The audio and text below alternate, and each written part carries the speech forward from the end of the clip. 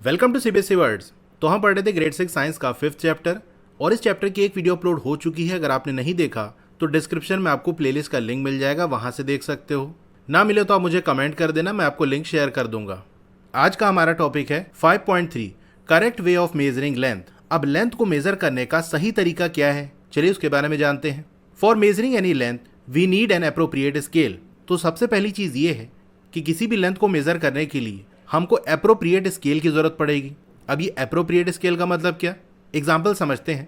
If you want to measure the length of your pencil you may use a 15 centimetre scale. अगर आपको अपनी pencil की length major करनी है तो उसके लिए आप क्या करोगे, वही जो 15 सेंटीमीटर वाली स्केल आती है उसी का यूज करोगे। Similarly if the height of a room is to be measured you may need a metre scale और अ मेजरिंग टेप। अब इसी तरह से अगर आपको रूम की हाइट मेजर करनी है तो उसके लिए आपको मीटर स्केल या मेजरिंग टेप की जरूरत पड़ेगी। आप वहां पर 15 सेंटीमीटर वाली स्केल का यूज नहीं कर सकते, वो अप्रोप्रिएट नहीं होगा, सही नहीं पड़ेगा, क्योंकि 15 सेंटीमीटर वाली स्केल छोटी होती है और रूम की जो हाइट है वो उससे काफ़ी ज़्यादा है। तो अगर 15 सेंटीमीटर वाली स्केल से मेजर करने लगोगे तो काफ़ी मुश्किल होगा और उतनी एक्यूरेट वैल्यू आपको मिल भी नहीं पाएगी। तो इसीलिए अगर आपको रूम की हाइट मेजर करनी है तो 15 सेंटीमीटर वाली स्केल ना यूज़ करके मीटर स्केल यूज़ करो या जो मेजरिंग टेप आता है उसका यूज़ करो। You can not directly measure the girth of a tree और the size of your chest using a metre scale. अब इसी तरह से अगर आपको ट्री की गर्थ को मेजर करना है, अभी गर्थ क्या होता है, अब मान लो ये एक ट्री है जिसको यहाँ ऐसे ऊपर से कट कर दिया गया है, तो ऐसे ऊपर की तरफ इसकी हाइट रही होगी। जो गर्थ है वो बेसिकली ये पूरी जो लेंथ है वो है। तो इसको अगर मैं ऐसे दिखाऊं, मतलब ट्री को यहाँ से ऐसे कट कर दिया गया, तो अब जब आप ऊपर से देखोगे तो ऐसा कुछ आपको दिखेगा। तो ये पूरी जो लेंथ है ये ऐसे गोलाई में, यही गर्थ कहलाती है। अब इसको आप सेंटीमीटर स्केल से मेजर कर नहीं सकते, कैसे मेजर करोगे, यहाँ जो लेंथ है वो ऐसे कर्व है, घूमी हुई है, और ये हमारी जो स्केल है वो एकदम स्ट्रेट है।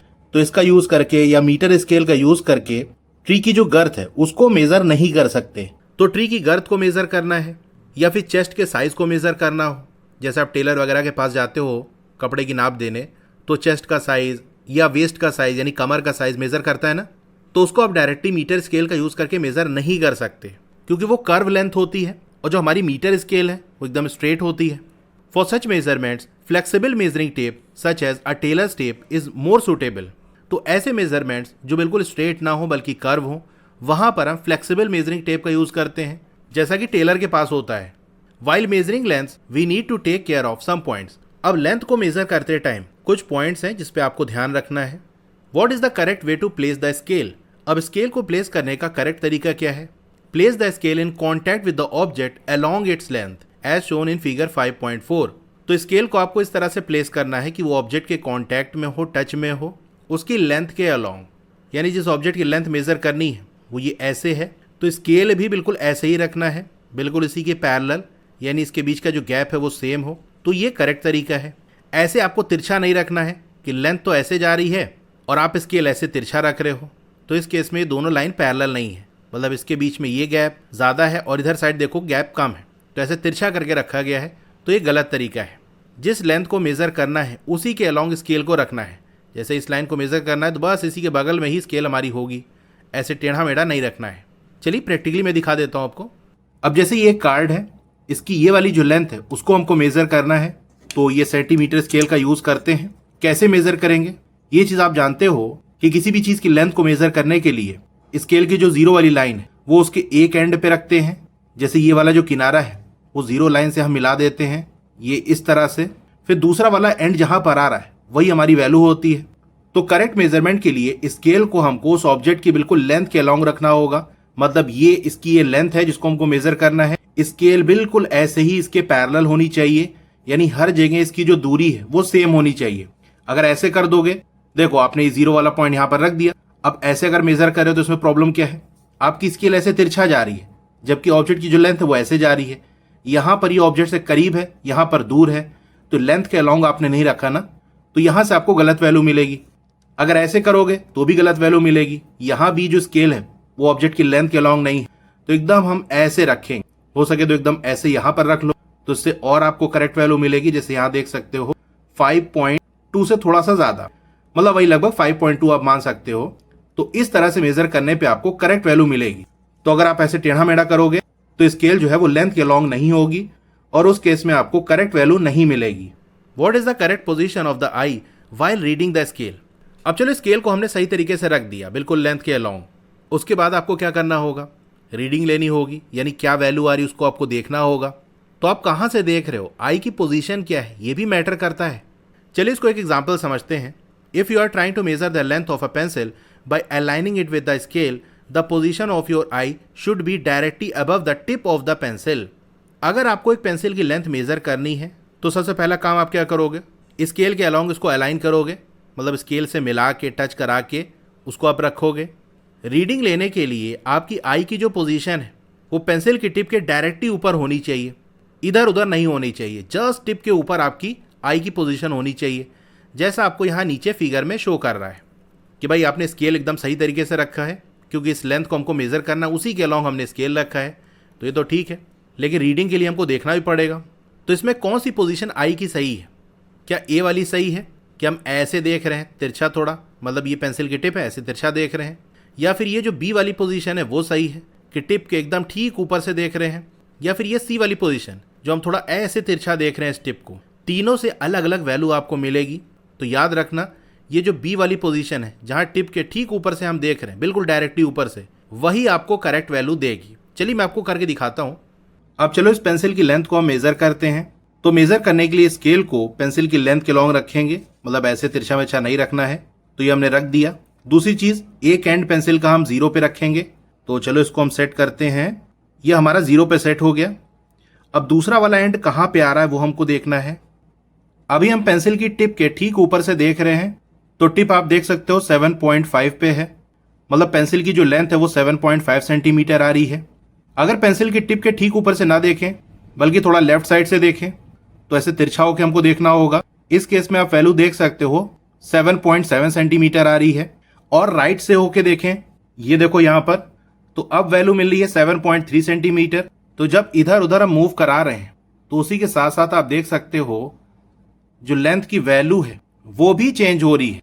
तो करेक्ट वैल्यू कौन सी है, जब जस्ट ऊपर से हम देख रहे हैं, ये देखो जस्ट टिप के ऊपर से हम देख रहे हैं, अब जो वैल्यू मिल रही वही वाली करेक्ट है, that is 7.5 centimetre. How to measure the length if the ends of the scale are broken. अब अगर स्केल का जो एंड है वो ब्रोकन है, टूट गया है, मतलब जिधर 0 वाला साइड उधर से अगर मान लो स्केल टूट गई, तो आप लेंथ कैसे मेजर करोगे। चलिए इसके बारे में जानते हैं। If the ends of the scale are broken और the 0 marking is not clear, अगर स्केल का एंड टूटा हुआ है या 0 की जो मार्किंग है वो क्लियर नहीं है, it can still be used for measurement, तब भी उसको मेजरमेंट के लिए यूज कर सकते हैं। ऐसा नहीं कि टूट गई अब तो बेकार है फेंक दो। With such a scale use any other full mark of the scale से 1.0 सेंटीमीटर। अब जैसा कि आप इमेज में देख सकते हो ऐसे कुछ स्केल रही होगी, इधर कहीं ये 0 वाली लाइन रही होगी, लेकिन इधर से ये टूट गया, ब्रेक कर गया, तो क्या करें, 0 वाली लाइन तो है नहीं, एक एंड हम 0 वाली लाइन पे रखते हैं और फिर दूसरा कहाँ आता है वहीं से रीडिंग मिल जाती है। तो 0 वाली लाइन नहीं है ना, तो एक काम करो दूसरा कोई फुल मार्क ले लो। फुल मार्क मतलब 1 2 3 इस तरह जो आपको यहाँ वैल्यूज दिख रही है, यहाँ पर एक एंड को रख लो, मतलब जो एंड पहले 0 पे रखते थे वो 1 पे रख लो या 2 पे रख लो या 3 पे रख लो, आपकी मर्जी। Then you must subtract the reading of this mark from the reading at the other end. फिर क्या करना है, दूसरा वाला एंड कहाँ पर आ रहा है वो देख लो। जैसे ये वाला जो एंड है वो यहाँ पर आ रहा है वही 10.4, लेकिन 10.4 इसकी करेक्ट रीडिंग नहीं है, क्योंकि ये वाला जो एंड है उसको हमने 0 पर नहीं रखा बल्कि 1 पे रखा है।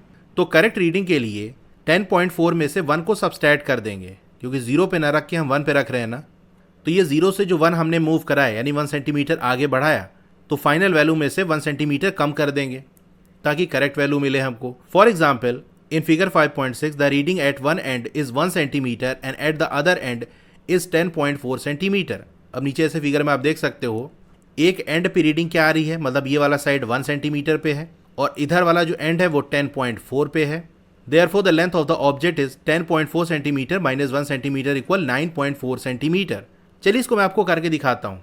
अभी हमने इस कार्ड की लेंथ को मेजर किया था, जहां पर एक एंड 0 वाली लाइन पे है, दूसरा एंड कहां पर आ रहा है देख सकते हो 5.2 और 5.3 के बीच में। तो कुछ भी मान लो, जैसे हम मान लेते हैं कि 5.2 सेंटीमीटर है। अब क्या हो कि अगर स्केल ब्रेक कर जाए, टूट जाए, जैसे मान लो यहां से ऐसे टूट गई, ये वाला पोर्शन निकल गया, अब 0 वाली लाइन तो है नहीं, तो कैसे मेजर करें। या कभी कभी स्केल जब पुरानी हो जाती है तो यहाँ जो नंबर्स लिखे होते हैं वो मिट जाते हैं, तो अगर 0 वाली लाइन मिट गई तो फिर आप कैसे रखोगे, कैसे मेजर करोगे। तो फिर ऑब्जेक्ट के एक एंड को आप चाहे 1 पे रख लो, 2 पे, 3 पे, जहां आपकी मर्जी हो। जैसे चलो हम 1 पे रख लेते हैं। अभी देख सकते हो वैल्यू आ रही 5.2 सेंटीमीटर। अगर इस 1 सेंटीमीटर वाली लाइन को इस एंड पे ले आ दें तब क्या होगा जरा देखना।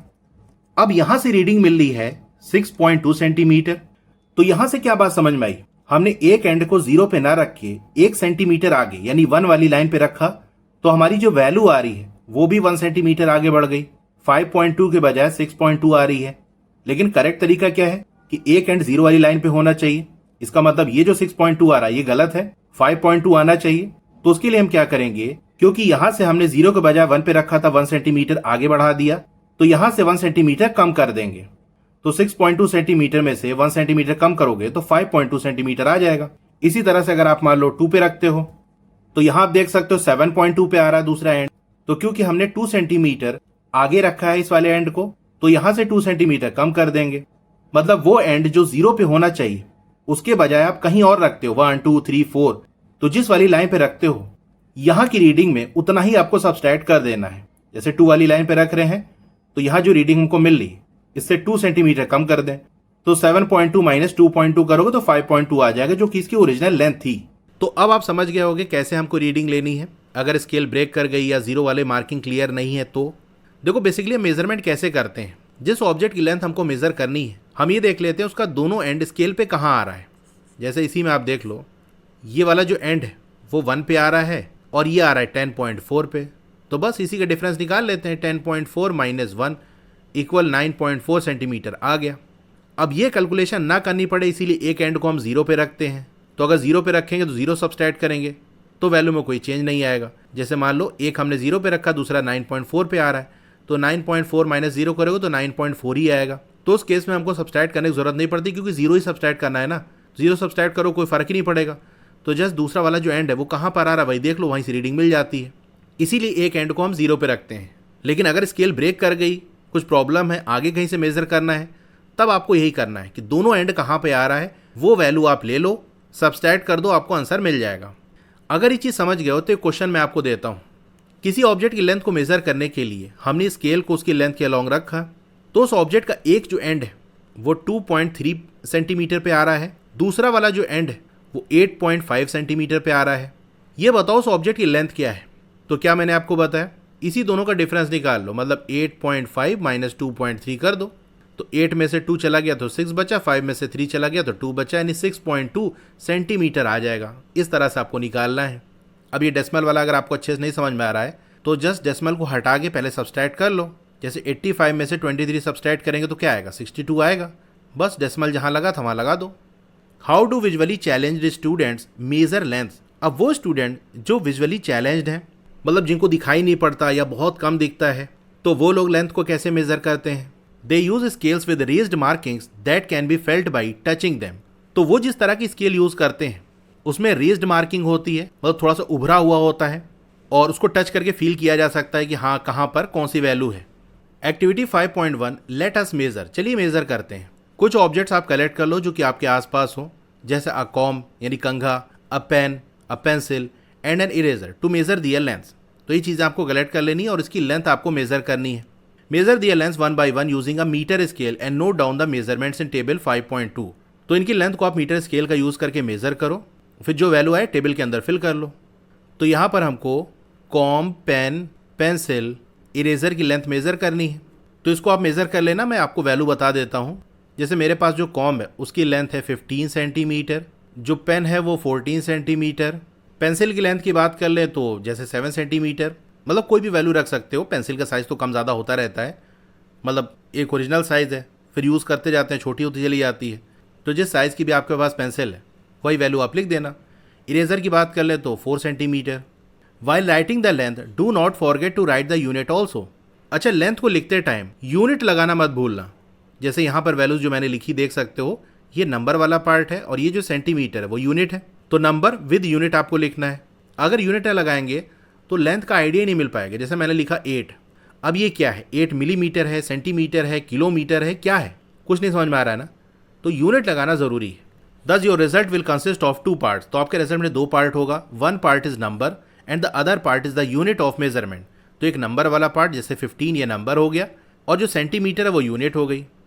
सम of your friends in the class would have measured the length of the same objects. अब आपके फ्रेंड ने भी ये टेबल कंप्लीट किया होगा, उनके घर में जो कॉम, पेन या उनके पास जो पेंसिल इरेजर है उसकी लेंथ उन्होंने मेज़र की होगी। Compare the length major by you with that of your friends. तो कंपेयर करो, आपने जो मेजरमेंट लिया है, आपके फ्रेंड ने जो मेजरमेंट लिया है, are the measured length the same और स्लाइटली डिफरेंट। क्या ये जो मेजर्ड लेंथ है वो बिल्कुल सेम है या थोड़ा बहुत कुछ डिफरेंट है? तो जनरली इनकी लेंथ आपको थोड़ी सी डिफरेंट ही मिलेगी। मतलब ऐसा नहीं होता जिस साइज़ का कॉम्ब आपके घर में उसी साइज़ का आपके फ्रेंड के घर में भी हो। कॉम्ब भी छोटे बड़े साइज़ के आते हैं। कौन सी पेन आप यूज़ कर रहे हो, पेन का साइज़ भी थोड़ा बहुत कुछ कम ज़्यादा होता है। पेंसिल, इरेजर, इनका साइज़ थोड़ा डिफरेंट होता है, तो वैल्यूज़ डिफरेंट आ सकती है। If not the same discuss the possible reason for the differences. अगर सेम नहीं है तो क्या पॉसिबल रीजंस हैं डिफरेंसेस के? तो रीज़न जैसे मैंने आपको बताया कि कॉम, पेन, पेंसिल, इरेजर ये अलग अलग साइज़ और शेप के आते हैं, इसीलिए इनकी लेंथ की जो वैल्यू है वो डिफरेंट आ रही है। अब इसका एक क्वेश्चन है, why are some length measuring devices made up of flexible materials. ऐसा क्यों होता है कि कुछ जो मेजरिंग डिवाइसेज हैं वो फ्लेक्सिबल मटेरियल के बने होते हैं, जैसे कि फ्लेक्सिबल मेजरिंग टेप जो टेलर वगैरह यूज़ करते हैं। तो अभी ऊपर हमने देखा कि कभी कभी हमको ऐसी लेंथ मेज़र करनी होती है जो बिल्कुल स्ट्रेट नहीं होती, जैसे girth of the tree, chest का साइज़ मेज़र करना हो, वेस्ट का साइज़ मेज़र करना हो।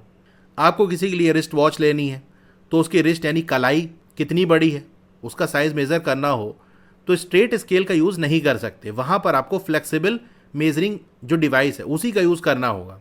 Units of length such as kilometre, metre, centimetre and millimetre begin with a lower case letter. अच्छा, लेंथ की जो यूनिट है जैसे किलोमीटर हो गया, मीटर, सेंटीमीटर, मिलीमीटर, ये बिगिन होता है, स्टार्ट होता है लोअर केस लेटर से। मतलब जैसे आपको मीटर लिखना है तो ऐसे कैपिटल एम से आप स्टार्ट नहीं करना बल्कि स्मॉल लेटर से स्टार्ट करना है। तो देखो ये मीटर लिखा है ना, इस तरह से लिखना है, ऐसे आप ना लिखना metre. Except at the beginning of a sentence. लेकिन हाँ, अगर ये जो यूनिट्स हैं वो सेंटेंस के बिगिनिंग में आ रही है तो उस केस में हम जो पहला लेटर है उसको कैपिटल लेटर से लिखते हैं। मतलब ये तो हमेशा ही होता है, ऊपर का सेंटेंस भी आप कहीं देख लो, जैसे ये आर लिखा है क्योंकि ये फुल स्टॉप है उसके बाद हमेशा आप कैपिटल लेटर से स्टार्ट करते हैं, इसीलिए जो ए है वो कैपिटल है। ये देखो सी, इसी तरह से यहाँ जो आई है वो कैपिटल लेटर से है। तो अगर लेंथ की यूनिट आ गई तो वहाँ भी जो पहला लेटर है वो कैपिटल लेटर से होगा। बाकी अगर कहीं बीच में आ रहा है तो कैपिटल लेटर से इसको स्टार्ट नहीं करना है।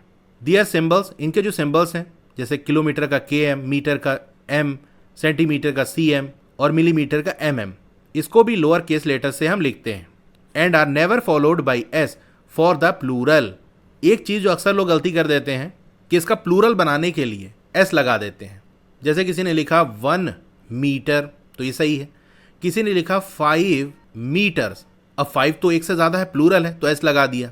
जैसे आमतौर से हम प्लूरल के लिए S लगाते हैं ना, तो अगर किसी ने इस तरह से S लगा दिया तो वो गलत हो जाएगा। चाहे वैल्यू सिंगुलर हो या प्लूरल हो, आपको S नहीं लगाना है, simple kilometre, metre, centimetre, millimetre, बस ये। Note that a full stop is not written after the symbol except at the end of a sentence. अब ये भी बात नोट करने की है कि सिंबल लिखने के बाद आपको फुल स्टॉप नहीं लगाना है। मतलब आपने ऐसे लिख दिया किलोमीटर और फिर फुल स्टॉप लगा दिया, तो ऐसा नहीं करना है। हाँ, अगर सेंटेंस एंड हो रहा है तो सेंटेंस के एंड पे तो वैसे भी हम फुल स्टॉप लगाते हैं, तो वहाँ लगा सकते हैं। मतलब ऐसे बीच में सिर्फ सिंबल लगाने की वजह से आपको फुल स्टॉप नहीं लगाना है उसके आगे। While writing the length always leave a space between the number and the unit. Length को लिखते टाइम हमेशा जो नंबर है और यूनिट उसके बीच में स्पेस होनी चाहिए। जैसे आपने लिखा 3 और उसको मिला के बिल्कुल KM लिख दिया, किलोमीटर, तो ये सही नहीं है। ऐसे आपको लिखना है 3, थोड़ा सा स्पेस दे दो, किलोमीटर, तो ये सही है। 5.4 measuring the length of a curved line. अब कोई लाइन अगर कर्व्ड है, स्ट्रेट नहीं है, तो उसकी लेंथ कैसे मेजर करेंगे? Anish and his parents fixed electrical string lights on the arches of the veranda of their house as shown in figure 5.7 for a celebration at home. तो अनीश और उसके पेरेंट्स ने इलेक्ट्रिकल स्ट्रिंग लाइट्स को fix किया veranda की जो arches हैं, arches मतलब मेहराब जिसको कहते हैं, ये आप ऐसे गोल सा देख रहे हो ना, ऐसे घुमा हुआ, इसी को आर्चेज कहते हैं। तो यहाँ पर आप देख सकते हो इस तरह से लाइट लगाई गई है आर्चेज के along. How would they have measured the required length of the string lights. अब उन्होंने कैसे मेज़र किया होगा कि जो स्ट्रिंग लाइट है उसकी लेंथ हम क्या लें कि पूरी तरह से ये लाइट लग जाए। In the case of a curve line measurements can be made with the help of flexible measuring tape और by using a thread as shown in figure 5.8। तो अगर कोई कर्व्ड लाइन है उसकी लेंथ मेज़र करनी है, या कोई भी ऐसा स्ट्रक्चर जहाँ पर कर्व वाला पार्ट है, जैसे यही जो आर्चेज है वो कर्व है, तो इनकी जब लेंथ को मेज़र करना होता है तो उसके लिए या तो फ्लेक्सिबल मेजरिंग टेप का यूज़ कर लो या फिर थ्रेड का भी यूज़ कर सकते हैं, जैसे कि आपको फिगर में दिखा रहा है। तो बेसिकली इसमें क्या करते हैं, जो कर्व लाइन है उसी के अलॉन्ग ऐसे थ्रेड को अरेंज करते हुए चलते हैं यहाँ तक पूरा, फिर कहाँ तक आ रहा है थ्रेड वहाँ मार्क करके थ्रेड को स्ट्रेट कर लेते हैं। The thread can then be straightened and its length can be measured using a metre scale. तो इस तरह से करने के बाद थ्रेड कहाँ तक आ रहा है इस लाइन पे वो देख लेते हैं, मार्क कर लेते हैं, फिर उस थ्रेड को स्ट्रेट कर देते हैं और फिर मेजरमेंट कर लेते हैं। चलिए मैं आपको करके दिखाता हूँ। अब ये कर्व लाइन है, इसकी लेंथ हम कैसे मेजर करेंगे। यहाँ पर देख सकते हो स्केल का यूज़ कर नहीं सकते क्योंकि स्केल तो हमारी स्ट्रेट है, कैसे मेजर करें। तो उसके लिए हम क्या करते हैं, कोई फ्लेक्सिबल सी चीज़ ले लेते हैं, थ्रेड ले सकते हो या मेरे पास एक पतला सा वायर है इसका यूज़ कर लेते हैं। अब इसको इसी की लेंथ के अलॉन्ग हम लगाते हुए चलेंगे। ये देखो ये वाला एंड इस किनारे पे ऐसे आएगा और ऐसे घुमाते हुए इस तरह से इस लाइन के अलॉन्ग सेट करते जाएंगे। अच्छा पीछे हटता जाओ उससे मतलब नहीं है, वो हमने मेजर कर ही लिया। ऐसे करते करते इसके ऊपर चढ़ाते चले जाओ। ये देखो ये यहाँ पर ये आ रहा है। अब इसको हटा देते हैं तो यहाँ से यहाँ तक ये जो लेंथ हमारी आई है, मतलब अब इसको स्ट्रेट कर देते हैं। स्ट्रेट करके अब हम स्केल से मेजर कर सकते हैं। ये देखो एक एंड को हम 0 पे रखते हैं, यहाँ पर हल्का सा मैंने निशान लगा दिया है। दूसरा एंड कहाँ पर आ रहा है देख सकते हो, 7.8 और 9 के बीच में, मतलब 7.8 मान लो, 9 भी मान सकते हो। हाँ ये देखो 7.9 आ रहा है कि नहीं, ये निशान लगाया था। इसको और थोड़ा ऐसे मिलाएंगे क्योंकि बिल्कुल लेंथ के अलॉन्ग रखना है ना, तो इसका भी ध्यान रखना। तो यहाँ पर आप देख सकते हो 7.9 आ रहा है, मतलब ये जो कर्व लाइन है इसकी लेंथ हमको मिल गई 7.9। हमने जस्ट इसी से मिला के इसको ऐसे सेट कर लिया घुमा के।